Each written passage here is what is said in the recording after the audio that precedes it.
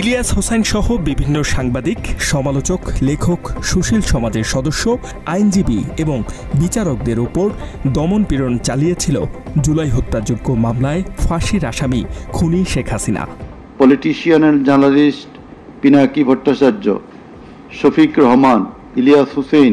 সোমবার আন্তর্জাতিক অপরাধ ট্রাইব্যুনাল ১-এর বিচারপতি গোলাম মুর্তজা মজুমদারের নেতৃত্বাধীন ৩ সদস্যের বিচারিক প্যানেলে হাসিনার রায় ঘোষণার সময় এ তথ্য উঠে আসে। And ousted many of them from the country. The then Chief Justice Sheikh S.K. Sinha. এ সময় আদালত জানিয়েছে, স্বৈরাচার হাসিনার আমলে সাবেক প্রধান বিচারপতি এস.কে. সিনহা, প্রখ্যাত লেখক ও সাংবাদিক এবং ইতিহাসবিদ মাহমুদুর রহমান, সাংবাদিক ইলিয়াস হোসেন, পিনাকি ভট্টাচার্য, কনক সারোয়ার, মুশফিকুল ফজল আনসারি, ওয়ালিউল্লাহ নোমান, জাওয়াদ নির্ঝর, তাসনিম খলিল, জুলকারনাইন সায়ের কথা বলতেন সরকারের অন্যায়ের বিরুদ্ধে।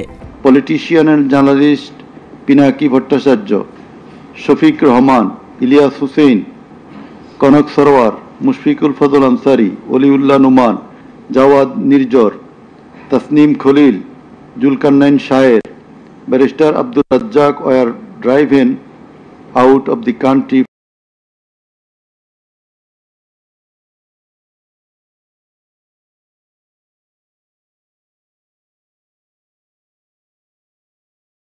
রাজ্জাক সহ বিভিন্ন রাজনৈতিক নেতারাও কথা বলতেন ফ্যাসিস্ট হাসিনার বিরুদ্ধে।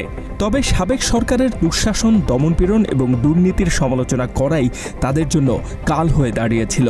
আর এসব কারণেই দেশ থেকে বিতাড়িত করা হয়েছিল তাদের। Barrister Abdur Razzaq were driven out of the country for speaking the truth and criticizing the government's misrule, oppression and loopholes. মাত্র 30% টাকায় জমির মালিক হয়ে নতুন বাংলাদেশের গড়ে তোলার স্বপ্ন দেখা বাংলা বসতি। এমনকি কারো কারো ক্ষেত্রে স্বেচ্ছায় নির্বাসনে যেতে বাধ্য করেছিল খুনি হাসিনা সরকার। শুধু তাই নয়, একচেটিয়াভাবে বিচার বিভাগকে প্রভাবিত করার পাশাপাশি সংবাদপত্র এবং মত প্রকাশের স্বাধীনতাকে সীমাবদ্ধ করেছিল তারা।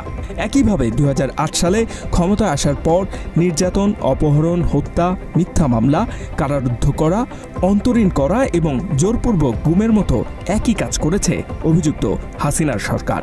In 2008, with Sheikh Hasina's conspiracy as that of her father, 57 senior army officers, while an deputation in Bangladesh Border Guard, that is BGB, were killed in. এমনকি প্রতিবেশী দেশের সাথে যোগসাজশে বাংলাদেশের গৌরবময় সেনাবাহিনীকে দুর্বল ও বিলুপ্ত করতে এবং সেইভাবে সেনাবাহিনীর সমান্তরালে একটি রক্ষী বাহিনী নামক সশস্ত্র সংগঠিত বাহিনী গঠন করেছিল বলেও উল্লেখ করেন আদালত। Lawyers and judges and H M Ataullah, Bangla addition.